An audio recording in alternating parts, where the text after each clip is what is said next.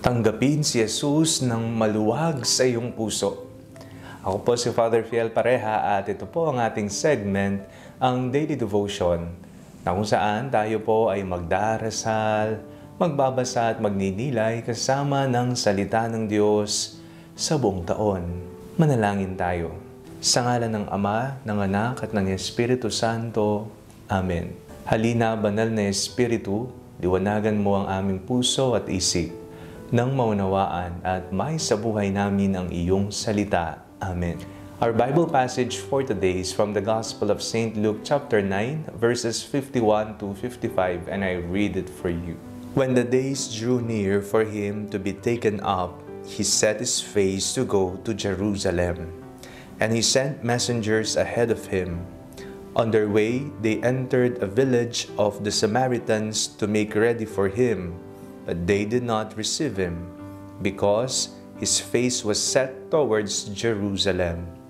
When his disciples James and John saw it, they said, "Lord, do you want us to command fire to come down from heaven and consume them?"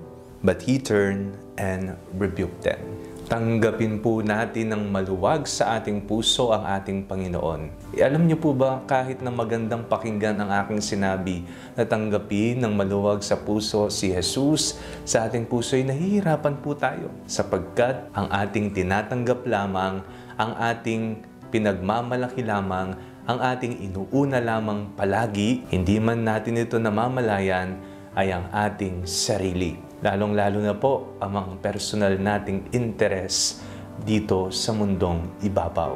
Kapag sinabi po natin kailangang tanggapin si Jesus ng maluwag sa ating puso, ito po yung nangangahulugang tatanggapin natin siya from the heart, from our mind, sa buo nating pagkatao, sa buong kaluluwa. Lahat-lahat, si Jesus lamang ang ating kinukonsidera, ang kanyang pagmamahal, awa, ang kanyang utos, ang kanyang mga gawi ay ating ipinapamalas sa ating buhay. Kapag ating pong tinanggap ang Panginoon sa ating buhay, nakikita at naaamoy ng mga tao na ang Diyos ay buhay na buhay sa ating piling. Kung tayo po ay nahihirapan sa paggawa ng tama, sa pagsunod sa kautusan ng Panginoon, pagpapatawad, pagbibigay, lalong-lalo na sa mga nangangailangan, tingnan po natin ang ating sarili.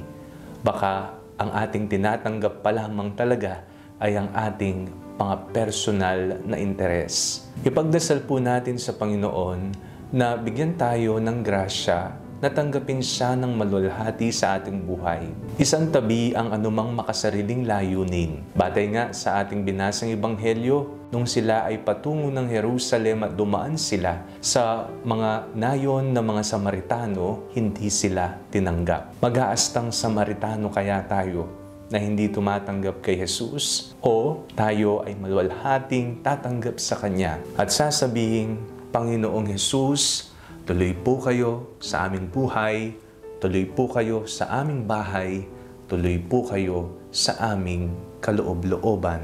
Amen. Manalangin tayo. Panginoong Jesucristo, tinatanggap ka namin bilang aming Panginoon at tagapagligtas. Nawa, hindi matapos sa pagtanggap kung hindi ito'y makita sa aming mga gawa. Amen. Sa ngalan ng Ama, ng Anak at ng Espiritu Santo. Amen. Huwag po ninyong kalimutang i-like ang video ito, mag-comment po kayo and share it with your family and friends. Ang Panalangin Bago Matulog ay may sariling Facebook page na po. Huwag niyo pong kakalimutang mag-like at mag-follow dito, and do not forget to subscribe to our YouTube channel. I-click niyo lamang po ang link na nasa description ng video ito, o kaya naman po just search Father Fiel Pareha. God bless you po.